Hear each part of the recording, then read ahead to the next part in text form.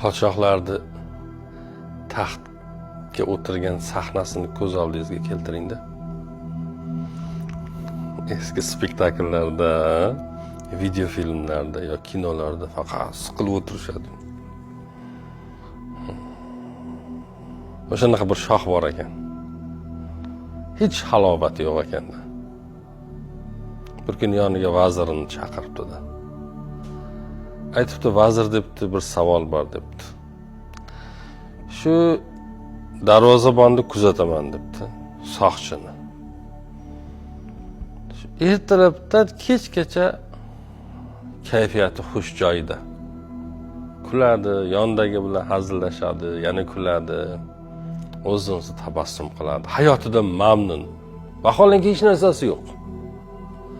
Qo'lidagi nayzasi bilan qalqoni ham menga tegishli aslida.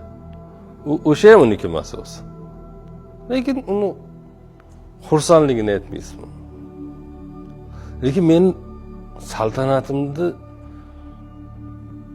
kengligini qarang. U yerdagi molni, mulkni, xazinani sanog'i yo'q-ku. Haramdagi ayollarni, bola chaqani, yeyish-ichishni ko'rmaysizmi endi qanaqa? Lekin menda u soqchidek xotirjamlik yo'q. Buni o'ylab sababini topa olmayapman. Desa, vaziri aqlli bir odam ekanda. Bu 99 qoidasini bir ishlatib ko'rsangiz keyin bilasiz.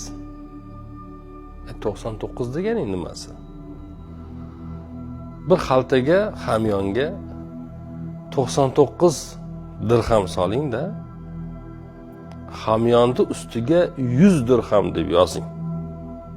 Va tunda o'sha soqchining eshigini tagiga tashlab keting. Va kuzating. Podshoh vazir aytganini qilibdi. Bir hamyonni ichiga 99 dirham solibdi, hamyonni ustiga 100 dirham deb yozibdi va kechqurun odamlariga aytib, o'sha soqchining eshigini tagiga olib borib qo'yib, eshikni taqillatib ketishibdi. Ya'ni ehsonligi bilinibdi-da endi. Eshikni ochibdi, boyagi soqchi qarasa, hamyon turibdi. Hamyonda ehson 100 dirham deb yozib qo'yilgan. Uyga kirib ichini ochib sanasa 99 dirham chiqibdi. Xotin bola chaqasini chaqiribdi. Mana bu yerga 100 dirham deb yozib qo'yibdi, lekin ichida sanadim 99 dirham ekan. Bu 100 dirham bo'lish kerak. Shu yo'lda olib kelayotganda qayerdadir tushirgan. Qidirib topib kelinglar debdi. O'zi ham qidiribdi, xotini, bola chaqasi hammasi qidiribdi. Hech tinmasdan tonggacha qidirib topa olmadi. Urushibdi, so'kibdi, baqiribdi, sizlar topa olmadlaring, bir dirham qani debdi. Kayfiyati buzilib, uyqusiz, qovoqlari uyilib, ertasi kuni saroyga eshigiga ketdi. Podshoh qarasa, hech xushi joyida emas boyagi soqchini.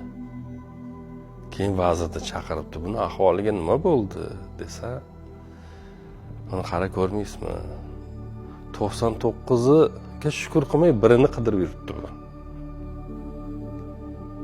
Sizda ahvolingiz ham xuddi shunaqa. Bizga berilgan 99 ne'matni ko'rmaymiz, sezmaymizda, bittasi uchun baxtsiz bo'lamiz, tinchimizni yo'qotamiz. Hammamiz ham hayotda shunday yashaymiz, jo'ra. Ne'matlarning ko'pligini bilmaymiz, ko'rmaymiz, sezmaymiz. Lekin bizga berilmagan narsalar uchun fig'onimiz falak bo'ladi, uyqularimiz qochadi, yonimizdagilarga doim zahar sochib yuramiz, badbo'y hidlarimizni tarqatib yuramiz. Yomonlik bizdan burqsib turadi shunday. Allohning bergan ne'matlarini har doim nima qilmaymiz, qadriga yetmaymiz. O'shaning uchun baxtsiz bo'lamiz. Xuddi podshoh ham butun saltanat qo'lida. Lekin unga berilmagan narsalar uchun halovatsiz yashaydi-da. Boyagi soqchida hech narsa yo'q edi. Qarang, 99 ta tanga berildi, dirham berildi. Bir dirham berilmadi, u ham baxtsiz bo'lib qoldi.